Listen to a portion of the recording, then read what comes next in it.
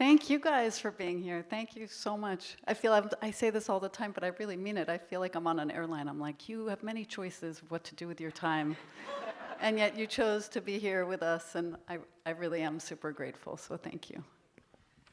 But it's Mother's Day tomorrow, so what perfect love letter, you know? And I'm so sorry Ada's not feeling Yeah, I'm well. sorry. Ada was supposed to be here, but I think the film opened on Friday, and I think it's been a bit much. And so she was planning to come with me, and this morning she called and said, I didn't sleep all night. I can't. I don't feel well. And so I said, okay. And then I went to check on her, and I said, maybe you'll sleep in the car. And she's like, I can't. So I'm so sorry. So you're going to do double duty, you know that? I will try. I do know her well. So let me just ask the first question. It's a question that most people ask of you, I'm sure. What inspired you to make this film, which was not an easy film to make?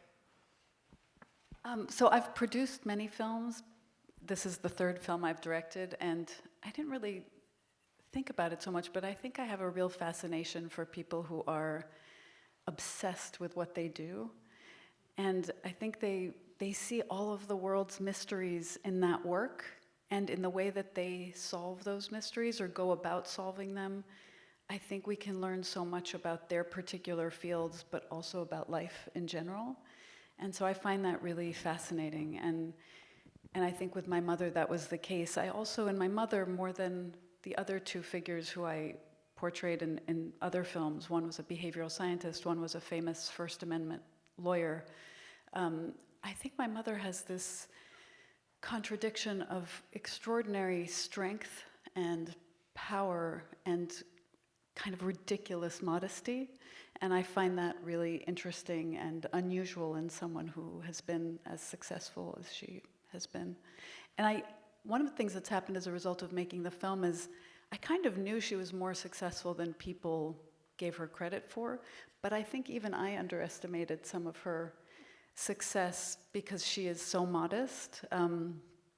So that's been kind of funny to notice in myself. Yeah, it's almost a contradiction because her strength comes out in the buildings.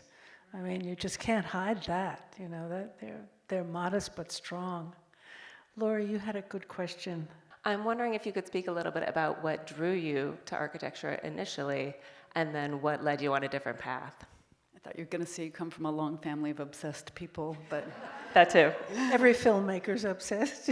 you know, I don't know that my grandfather was as obsessed. I think he had, I mean, the truth is he died very young, but I think there was a lightness of being to him that neither my uncle nor my mother have to the same degree. And I think part of it is the time that he grew up in, but she always talked about how he would come home at siesta time and he would sleep and then go back to the office. I don't know, it just seemed like an easier time. I applied to film school and architecture school, both professions where the shutter never closes, which is hard. And I got into architecture school and didn't get into film school. And so I went to architecture school, and I'm really glad I did. I think it's an amazing education. But what I said in the film is really true. I just never found my way. Was Ada disappointed that you left architecture? I think she thinks it's a tremendously difficult field. I don't think she knows how difficult filmmaking is, but I think she thinks it's very difficult. I think she was disappointed because we shared something really beautiful in architecture. It's funny when people knew that I worked for her and then left the profession, they were like, oh, that's what killed you, it was so hard. And the truth is, I just knew it would never be better than that, and I still wasn't happy. So I knew it wasn't the right thing for me. And so I think she's very happy for me that I found something where I do have a way forward, even if it is in a difficult field. It's very poetic that one of the projects you did work on was her apartment.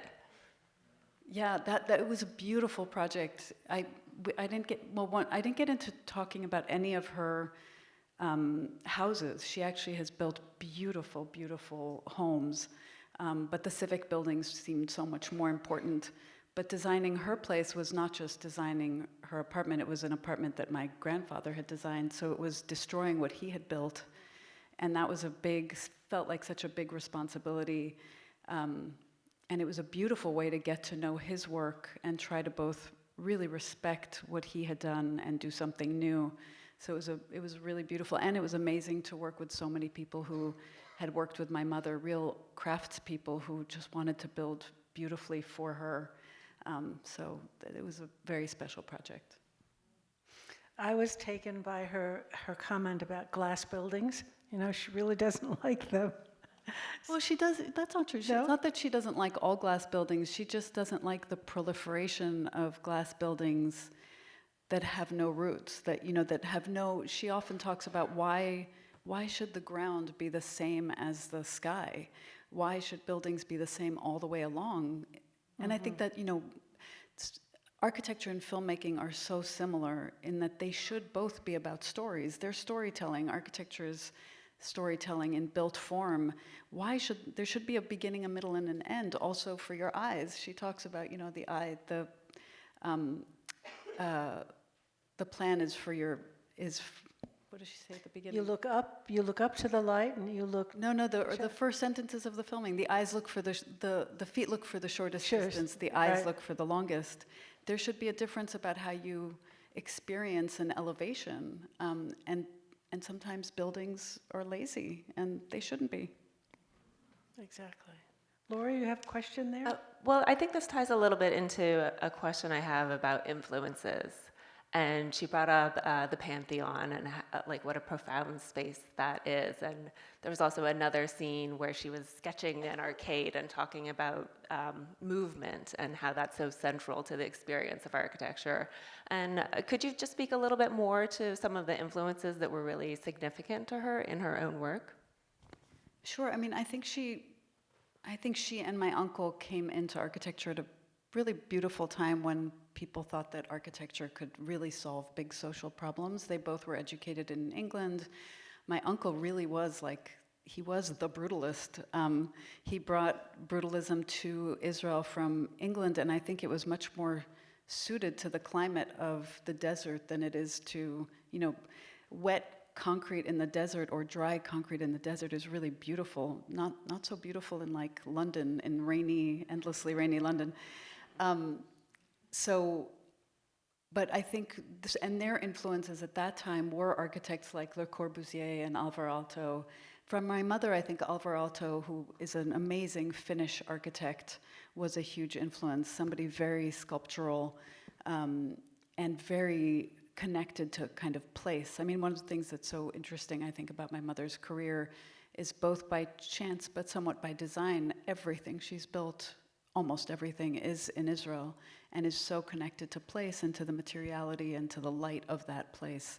And I think Alvar Aalto was similar. So I think he was probably her biggest influence. But because she taught so much, I think she also learned a lot. And it was beautiful. And one of the beautiful things that's come out of the film is, and which I also didn't realize, I had met Doug, and he was so effusive in his praise of my mother as a teacher, but the number of students who've come forth and sent incredible letters saying what an influence she had on their lives was really mind-blowing, and I always thought her legacy would be in built form, and to kind of learn that her legacy is also in kind of teaching is really wonderful.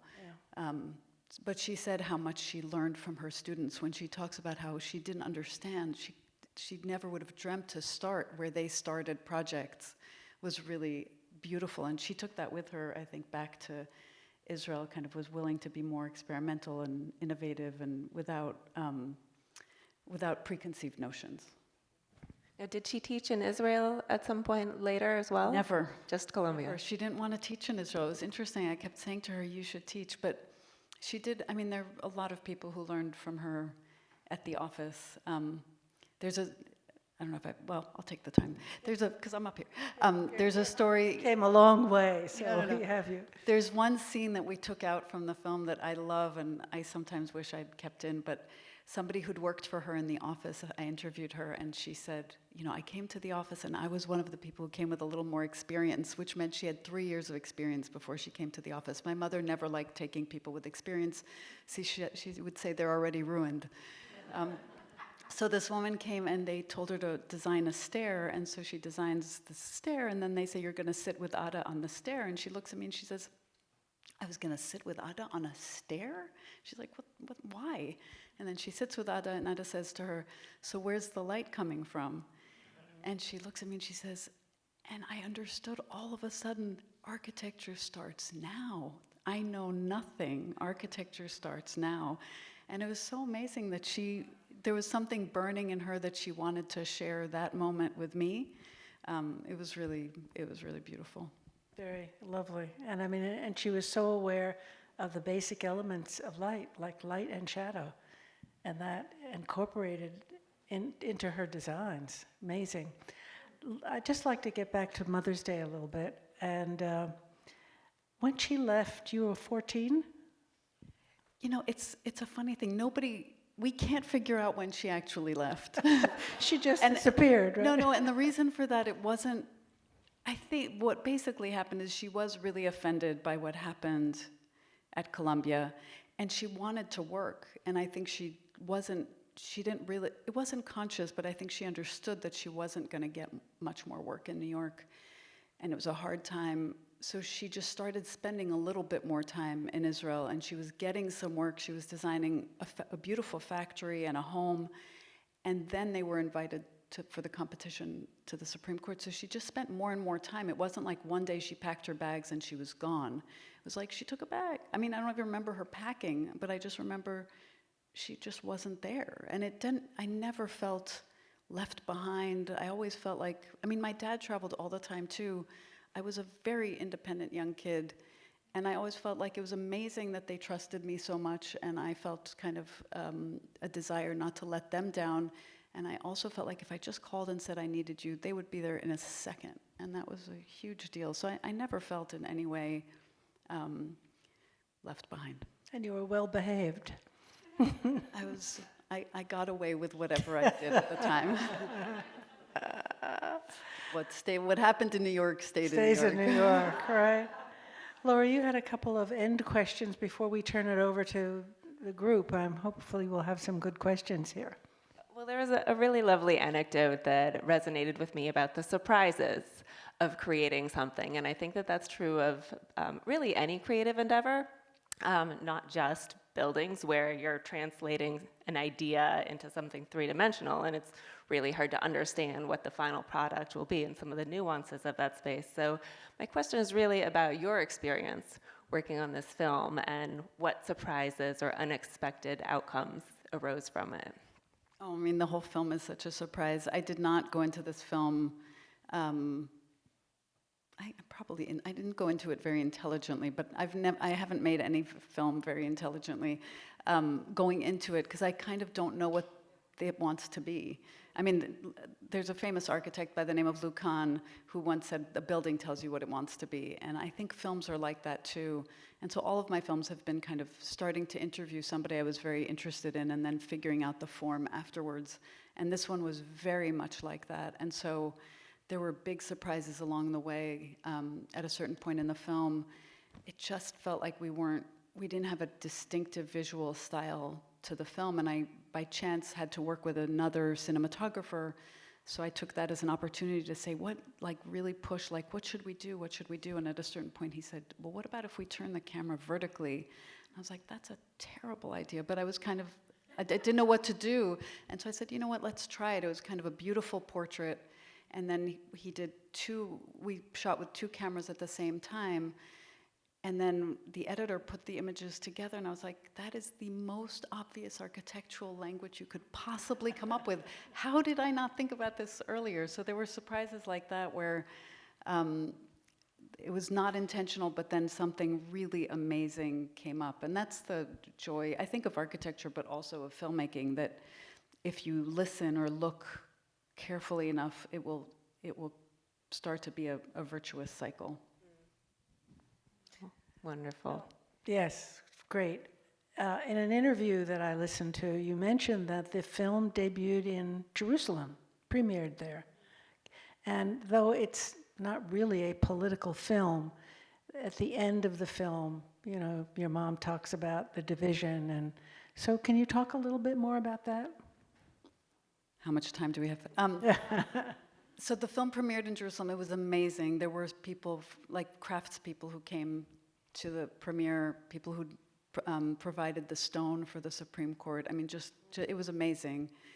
But I will say it has been, so 2 parts. One part is, I made this film, I wanted to talk about my mother, but I also felt that my family's story provided a way to talk about Israel. And it was a way to talk about Israel that wasn't about good or bad or right or wrong. I felt like it was a way to talk about something with nuance and about, unfortunately, while it's very much a celebration of my mother, I think it is a very sad film about Israel. I mean, I think for someone like my mother to have spent 40 years building in a country that she believed in, and to be able to tell me at the end of the film, when I say, do you wish we'd moved here? And she says, now no.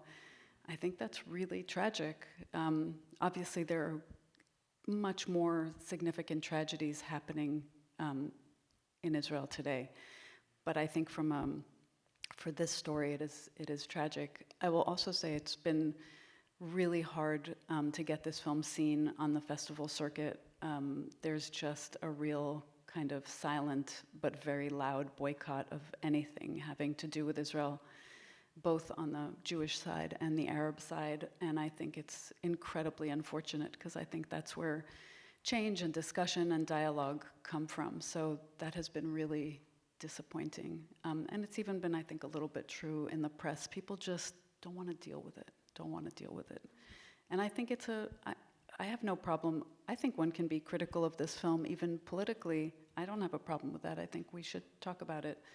So that's been, I don't know, disturbing. It's sad. It's unfortunate. Thank you. So yay for us for screening this. Oh yeah, big yay. Big yay. And please, and to be fair, independent film in general is really struggling. So to see people in theaters is so, and places like this that are not official theaters, but amazing spaces to watch film in, is so wonderful. And so if you like this film and other independent film, first keep coming, but also tell people to come see this film. We're showing at the Angelica now in New York City, and we're going to LA and San Francisco, and hopefully other places. And I'd love to prove people wrong about the fact that independent films and films having to do with Israel can't succeed. So, Right, thank you. Now, some questions from the audience? I love what you did with the vertical. That turned out to be fabulous, and the translations on the side were so lovely, because your eye didn't have to go up and down, and you could just do it. So thank you for that. Has your mother chosen to stay living there based on all the conditions and everything that's going on? She wants to stay there. She just came over here for the premiere of the film and to help you out with some appearances, but she goes back there and lives there and wants to stay. And also your uncle? So my uncle passed away quite a few years ago now. He passed away in 2014. And my mother actually is spending more time in the States now than in Israel, because she is now 88 years old and her 3 children are here. But it's funny, and she's a little bit more forgetful than she was. She loves the movie, but when I sometimes say to her, how are you? She says, without realizing that it's a chapter in the film, she says, I'm just a little, I'm unrooted. And so it's really interesting. She's just so connected to that place in a very deep way, both through her work primarily, but even in language. I love the way she's so connected to language. We have such wonderful conversations about language. You hear a little bit of it in the film, but one of the examples I like to give, she always says to me, because we talk about translation and things that you can say in Hebrew or not, and she says, there's no word for subtle in Hebrew. And I love that. It's so absolutely perfect. There's a question here. Hi, could you tell us a little bit about your father, and what work did he do, and how did he respond to your mother's rising career? So nice. My mother, there have been a few articles that say this, but my mom, when she saw the film for the first time, I love saying what she said, which was, she's kind of quiet at the end of the film, and then said, so what'd you think? And she looked at me and she said, "I can't believe it's not boring." But the one criticism she had, which is so her, was like, "Why didn't you talk about Abba, about my dad, more?" Because I had an amazing father. His name was Amos Melamede, and he was just a very charismatic lover of life, and very optimistic, and just a really, really wonderful person. He was an Air Force pilot in the Israeli army, and when the Six-Day War happened, he went back to Israel in order to fly in that war. Very committed to place, but also very much of a global guy. You could put him anywhere almost in the world, and he would figure it out. Much more than my mother, I think. And then he did lots of different things in business, and the last business that he actually sold the day he died was a business that did tours, audio guides for museums called acoustic guides. So when you went to most museums and you took the wand that allowed you to kind of go and see different things at museums, that was his business. But he was awesome. Hi, I just want to say it was a brilliant film. I want to say first thing, unlike the film, also a parallel that was done by Lou Kahn's son, called My Architect. It's a brilliant film as well. The first documentary I ever worked on was My Architect. So I learned a lot from that film. It was a wonderful documentary. This is Hi. one right here. Can you hear me? Yes. Yes? So the film was not only interesting and informative, but very touching and very, very lovely, especially, obviously, the relationship with you and your mom.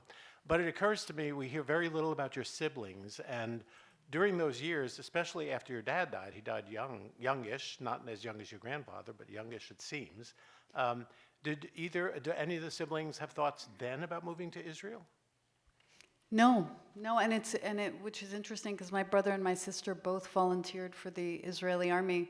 They were both paratroopers, but they came back to college, and we'd kind of grown up in the States, and for whatever reason, there didn't end up being some catalyst that had us move there. So no. In addition to your mother being a central character in the movie, you are a central character in the movie. That was not the plan. I couldn't take my eyes off you. You need to get around, clearly. Apparently, I mean, we all have mothers, and I kept waiting for a hint of resentment or something about, that she left you or something. I got none. Nothing. Nada. And it just occurred to me, and I'd just love to hear you speak about it, that by the end of the film, it was like, oh, you are your mother's daughter. Not as maybe brusque as she is, but as strong as she is. Oh, that's kind. One of the things I really love to just put out there is, if my mother had been my father, if I had told a story about my mother and it had been my father, people would have thought he's the most amazing father ever. They would think, wow, he cared so much even though he was so far away. He made sure to kind of keep in touch. And there is something about the way people feel like, how did she do that? And there is a judgment, and I don't think it's men judging mothers. I think we all judge mothers differently, and I think that's still the case. But I also think one of the things I learned from the film is just how alone she was. I mean, I was growing up here. I had my siblings, and I was going to college, and I had a community, and she had the community of her office, but she had 3 kids and a husband, and we were all very far away during a very difficult time, beautiful, creative time, but also a very challenging time of that court building, and so I think about it both ways, and I wouldn't want to say, it wasn't that I was it's not like I never felt alone, but I didn't feel lonely. I felt really supported. And I feel like regardless of what the small costs along the way. I really agree with her decisions, her big decisions. And I would say also as, even as a mother, I think she gave me a gift of like never feeling guilty about working. And one of the nicest things my son ever said to me was, I'm so proud of you for what you do, and that you're so much more interesting than a lot of my friends' mothers who don't do anything. But the reality is, I don't think he just meant there were people who weren't finding something. I have tremendous respect for women who don't work, if they're doing something with it that makes them whole. And that can be, like my grandmother never worked, but her home was like her world, and it was so beautiful to come to her home, and everything was planned so beautifully. And it made her happy. She didn't only do it for other people, she did it because it gave her a sense of satisfaction. And I think women sometimes of my generation, of our generation, of a lot of generations, just think they need to be there instead of being there for themselves also. And so I love that it was wonderful that he appreciated that. Yael, thank you so much. And it was an absolutely beautiful film, moving on many, many levels.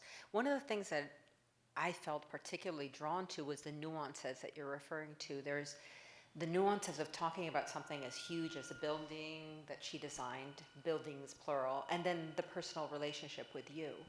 You know, that was the personal, the professional, the physical, the intangible, you know, and those kind of weaving in between that worked very beautifully.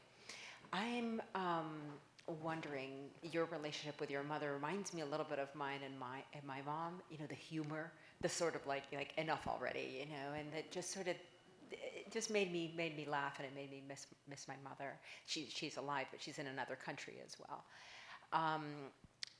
Did making this film reveal anything new, anything about your mother that you didn't know? I think what I talked about before, about like how alone she had been, how incredibly difficult that must have been. I kind of knew it intellectually, but I didn't really feel it. But I will say I did not set out to make this film to understand my mother better or our relationship better. I really feel like whatever was personal here was kind of the sacrifice in order to show all the rest, like to really reveal her personality.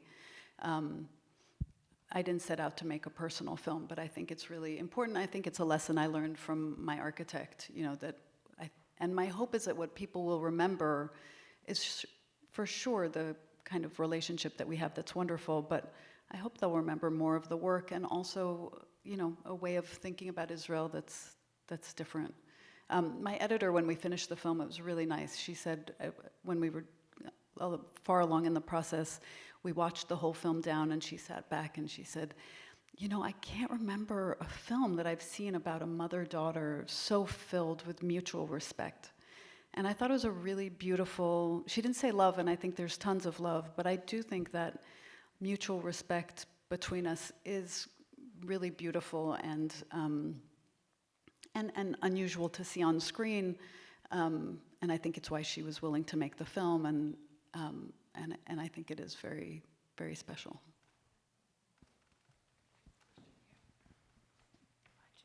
If my mother was here, she would be like, don't you think it's enough? She did that on opening night. Ali Velshi was asking me questions, and I went up to her and said, why don't you answer this one? And she said, don't you think it's enough? And she intimidated Ali Velshi, like it was ridiculous. I was wondering if there have been any books written about your mother's work. So many architects who are in that film have had monographs. So there are a few books. There isn't one about all of her work, which I think is a real shame. The truth is that these days for architects, most architects have to put out their own books and have to pay for them themselves, except for the very, very top architects. And even then, they're probably paying for some of it indirectly by supplying all the photographs and a bunch of other things.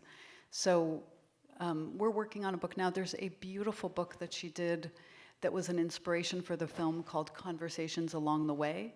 And in Hebrew, along the way, that word is root. And so it has a double meaning, which is really nice. And I'm hoping, as a result of the film, to be able to translate it here, because it's lovely. It has the chapters of that book don't align entirely, but one of them I think is light, and another one is like borders, edges, and seams, or something like that. And it's a really lovely book. Nice. One more question? Hello.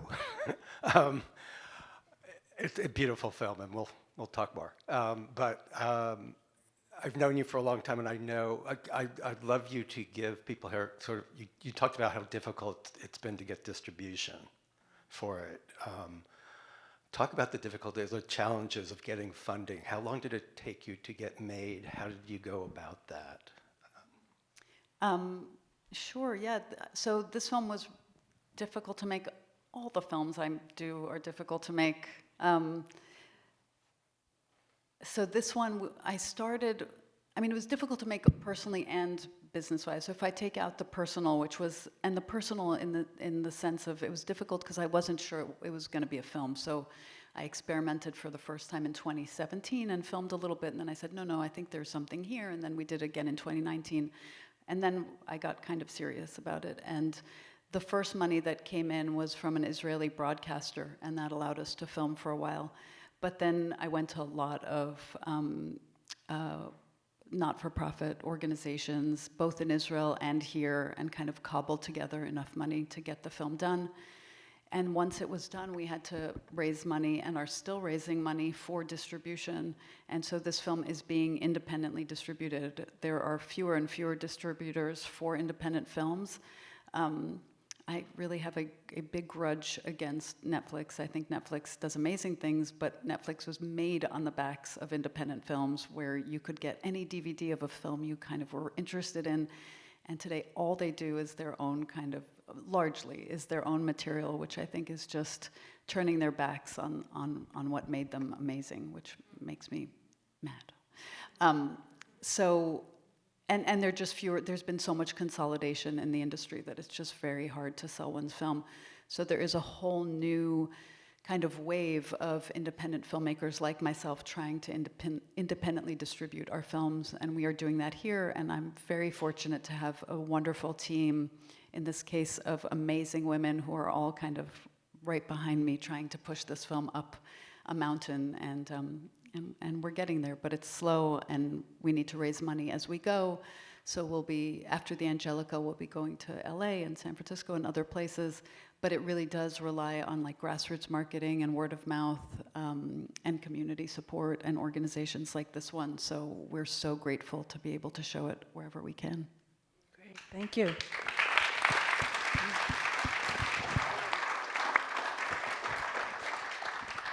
I just, one little post-conversation. There was 2 pictures of cats that were really charming because they were connected. She drew cats for you when you were little. And you say to her in the film, "Mom, draw a cat," you know? And it was like what she did before, and what she almost like forgot that she had done those little cats for you, right? And she drew sort of an archetype. When she's drawing, she draws 2 circles, you know? I mean, I didn't see what she drew, but it was just a very poignant moment for me in the film, and you included. Yeah, and she doesn't even like cats. Her mother, I will say, her mother was my grandmother was such a harsh, she makes my mom look soft, but my grandmother, she hated pets so much. She was like, she really was the queen of clean. Clean. It was ridiculous. But she would always, her point of view on pets was like, why would you have pets in the world when there are starving people? That was my grandmother. Right. And they I don't make think a mess. They make a mess, but also, you know, we should help other people. And I think pets often make people better people, and I don't think she had an appreciation for that. They do. Yael, thank you so so much. Thank you.